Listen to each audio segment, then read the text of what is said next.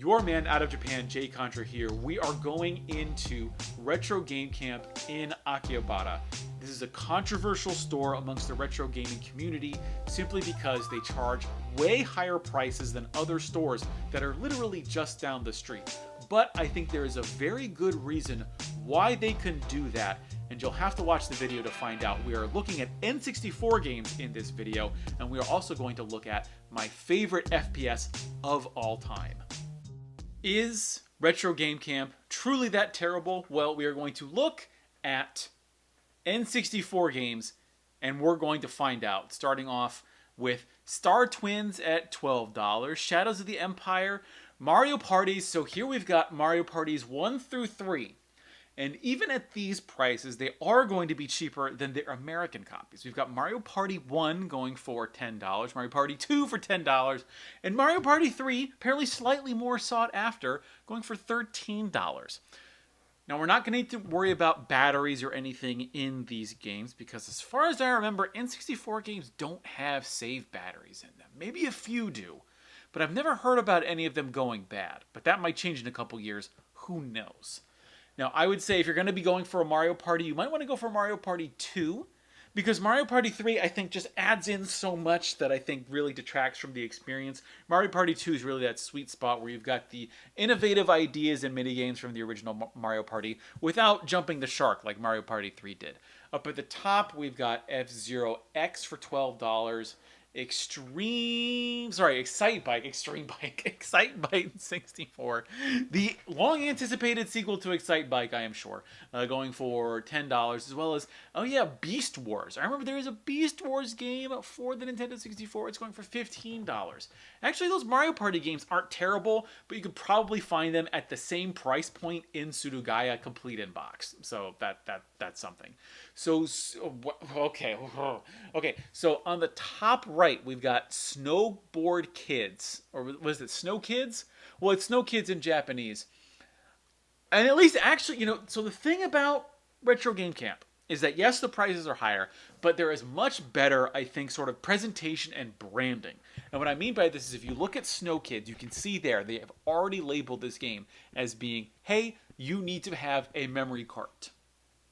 You need to have that memory cartridge that goes into the Nintendo 64 controller in order to save your game. No other store will do this. Not Hard Off, not Surugaya, not Super Potato, not Mandarake. They will not tell you that you need a memory cartridge in order to actually save your game. And that's where I think the value add is for a place like Retro Game Camp, because they will actually give you the information that you need to play these games, especially if you're just out there and you're like a tourist and you're impulse buying some of this stuff. Okay, yeah, Mandarake might probably expect that its customers are actually going to know the games that they're looking at, but you can't expect that of everybody who walks into the store. And Retro Game Camp, to their credit, does actually give people information. Although Super Snowboard Kids 2 at $25 is a bit much, a bit pricey. And Super Mario 64 is $15. Not terrible, not a great price, but it's also like $15 for one of the best games ever made. Like, come on. And then Mario Story for $15, Star Fox for $12, Diddy Kong Racing for $6. It's okay. And then like look at there. Then you look at Donkey Kong 64. It's like, hey, all of these are loose cartridges. So if you had the box, yes, maybe the box would say in black ink, originally printed, would tell you that you need the memory expansion pack in order to play the game. But the cartridge won't tell you that. But Retro Game Camp will, and it's very clearly labeled there, which is very nice. Donkey Kong 64, by the way, was fine. And then, look at that. Super Smash Bros. Half price? So that means it's $14 for Super Smash Bros.? That's not terrible. That's not bad.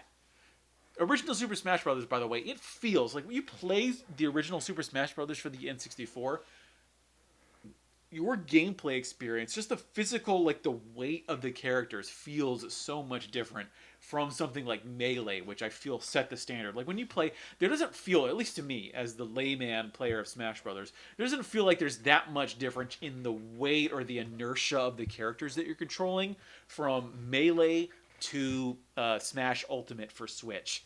But for the N64 version, it feels almost like a completely different game. On the bottom left, we've got my favorite first-person shooter of all time, Perfect Dark. Best label, best box I've ever seen for a video game ever. It is going here for $40. That is a bit steep for Japan. I've seen it go for 30, but it is such an amazing game, and actually they changed Joanna Dark's face in the Japanese version of Perfect Dark. It's crazy. You have to see it to believe it. It's wild. They made her just look more Japanese in that. And then look at that GoldenEye, $55 for a loose cartridge. In Japan, it is expensive. It's not a cheap game for whatever reason. Probably because they didn't print too many of them. But you could probably find a complete copy at Trader, literally just down the block from Retro Game Camp, and it's probably going to be 60 or 70 bucks. So that price differential is not that great when you're looking at the prices in Retro Game Camp.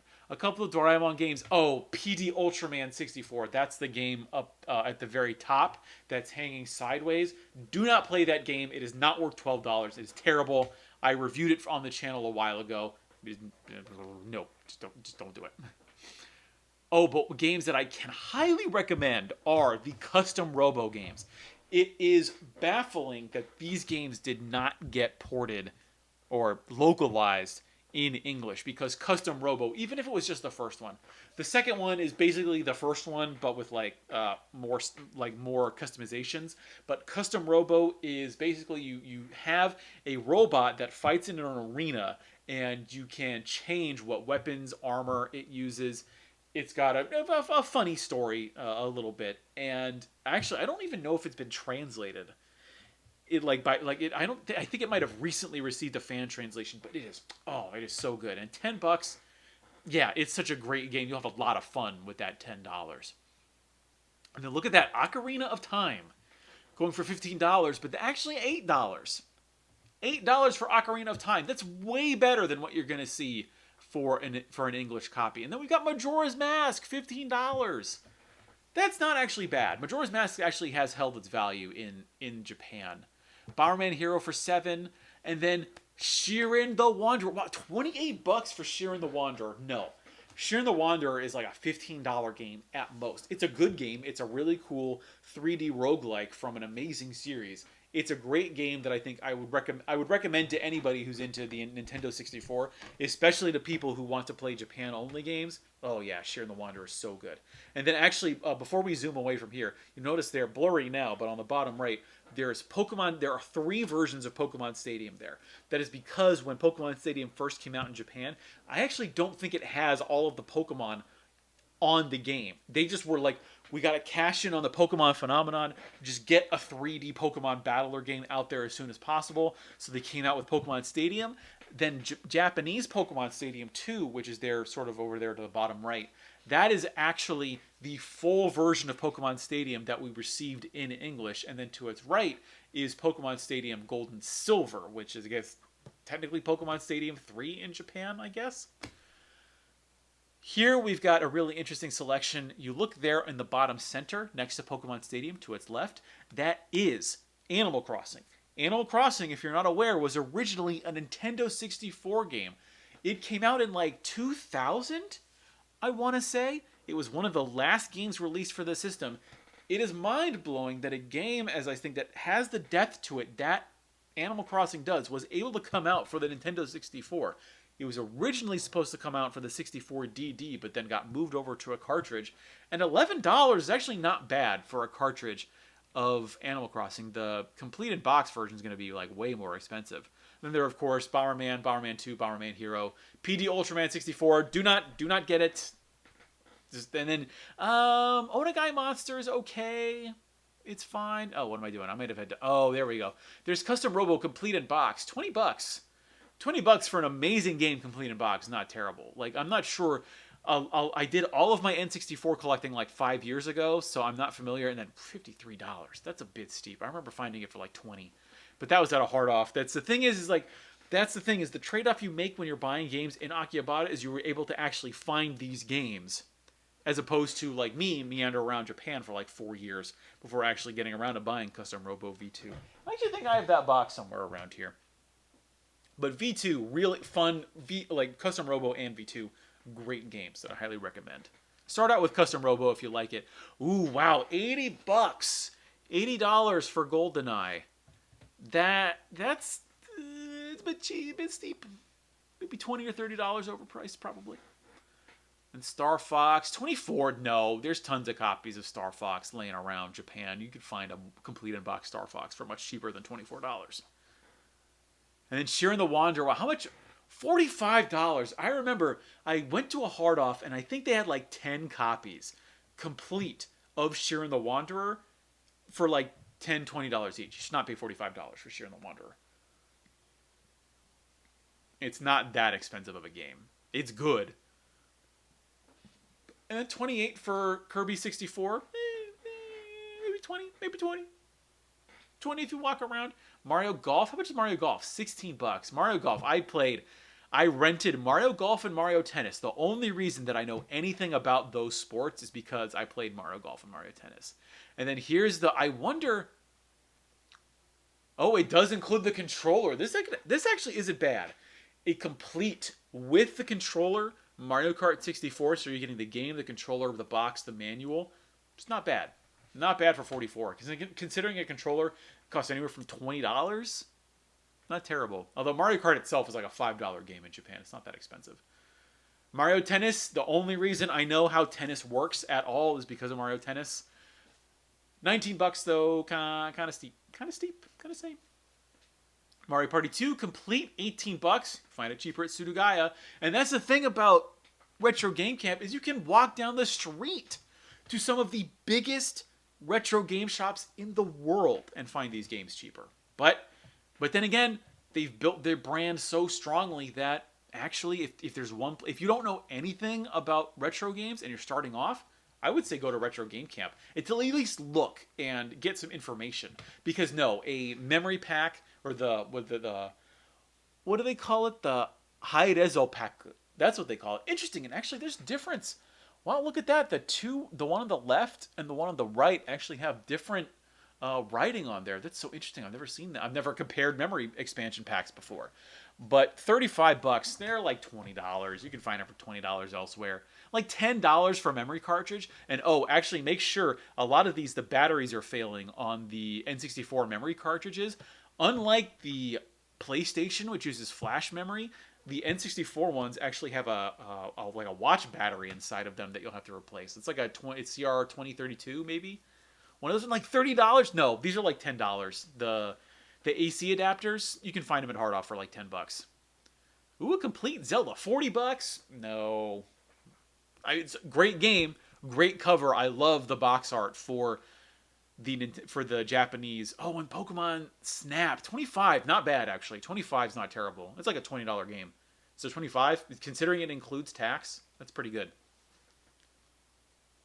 Puyo Puyo Sun, the third game. Actually, that character in the red dress, I'm pretty sure is called Satan in this game. And $12. Not terrible. For a complete in-box game. How much is Pokemon Stadium? Wow, $15 for gold and silver. And actually, I think it's gold, silver, and crystal. I should stop complaining. Mahjong, another Mahjong game. I think the interesting thing about this game is that it's a Mahjong game, but it's set like in the direct post-war Japan. So it's got that little edge to it in terms of story, but it's just another Mahjong game, you could say. Just another, I say in quotes. People put a lot of effort into that game. But PD Ultraman 64, as much effort as people put into that game, it did not turn out well. It's just a really slow, sort of like Pokemon RPG that, oh boy, I would never recommend anybody play that game. F1 World Grand Prix going for $10. It's okay. It's a lot. Surprising amount of racing games came out for the N64. Really surprised. Now, after looking through my collection and seeing games like Excitebike, Human Grand Prix, F1 World Grand Prix, really surprised to see the number of racing games that did come out for the 64. Wave Race, so there are actually two versions of Wave Race and two versions of Mario 64 that came out for the N64.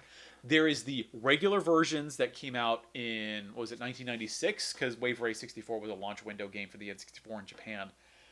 There is also the Shindo versions of these games, which came out, I think, a year or two later, that have Rumble Pack functionality. So if you are going for a complete set, of N64 games, technically, perhaps not in spirit, but technically you would need the original versions, which this is, and the Shindo versions that have the Rumble Pack functionality. Now, I do not count those. I count them as like ROM hacks, essentially.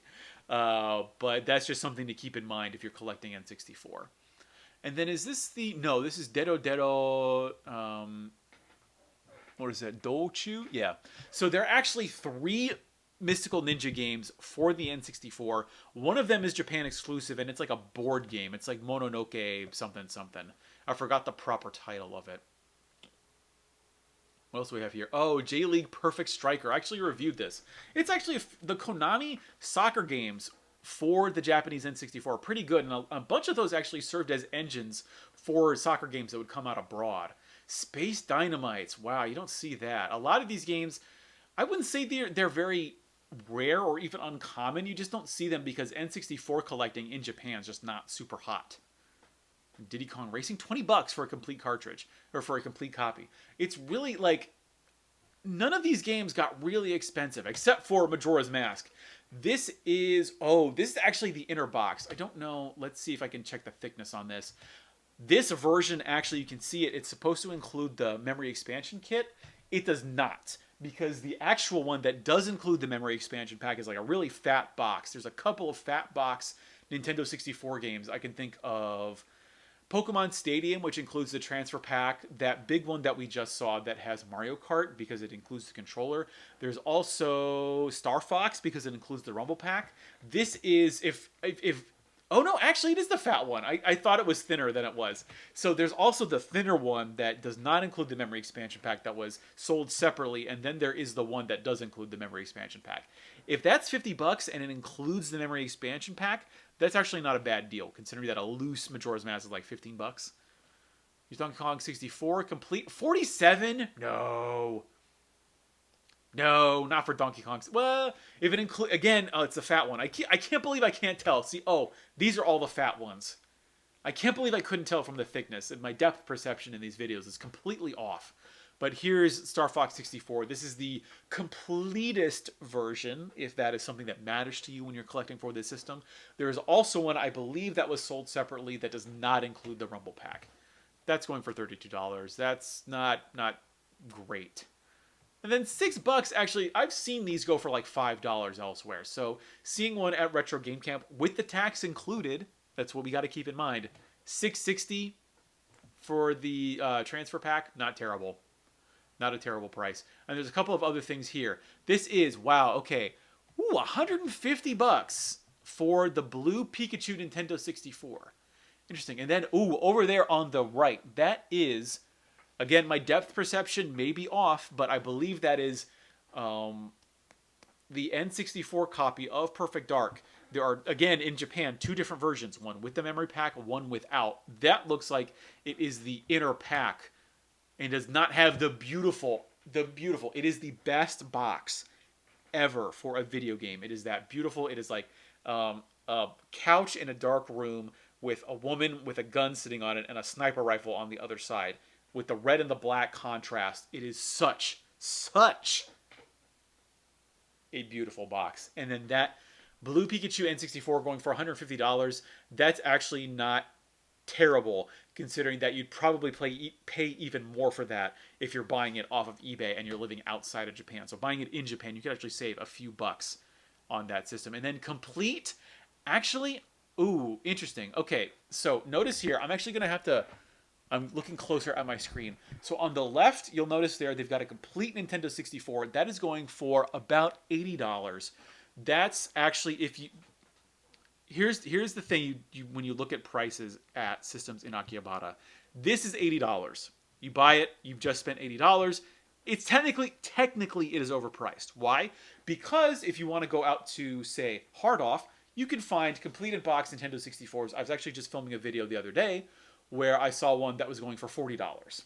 Now, why is this one going for $80? Well, for one, ignorance, because not everyone knows that there are hard-offs in the suburbs where you can find them for cheaper prices. But also think about the time, the effort, and the extra money you're going to spend on transportation in order to get those console deals. Not everyone has that will or that opportunity to go out and find those deals. So for someone who's just in Akihabara for a couple hours and they want a complete system, this might not be a bad price for them. Although I would maybe go price shop and compare what they have to offer, say at Trader, which probably has complete N64s anyways. But a loose Nintendo 64 so you see over there on the right, and I cannot believe they haven't written this in English because Retro Game Camp does target foreigners. They are selling Nintendo 64s. Oh, actually, no. Oh, interesting. So, hontai kaseto to seto konyu de. Yeah, so actually, if you buy a game and the system actually costs only 3,800 yen, so about $40. That's not crazy, although it does not include, it's only for the system itself. We're not talking about controller or AC adapter or AV cords. Those are probably going to add on another $30. So, actually, when you think about it, probably they're selling, if you think about it, a N64 with all of the things you'll need to actually play it is probably going to cost about $60. So you're paying an extra $20 for the box. That doesn't actually strike me as terrible within the confines of the Akihabara system, but that's just me. Okay, and I think that's the end of the N64 footage that I took inside of Retro Game Camp. We saw some very impressive games. Not the rarest games. Those are probably in a different showcase, but I think in terms of their uncommon and common games, really good selection, not great prices. But I will just say that I have not been into N64 collecting in a long time, so my price knowledge is stuff from like 5 years ago. But when you compare the explosiveness of prices of the Super Nintendo, where they were 5 years ago and where they are today, the N64 has barely moved at all in Japan. So you can still, and especially compared to their American prices, even if you're buying games at Retro Game Camp, you are going to save a lot of money buying the Japanese versions of these games opposed to buying the English versions, either European or American. I've been your man out of Japan, Jay Contra. Thanks for watching, and mahalo. If you'd like to see exclusive Japanese game collecting videos and have access to polls that help decide the future of the channel, you can head over to patreon.com/jcontra.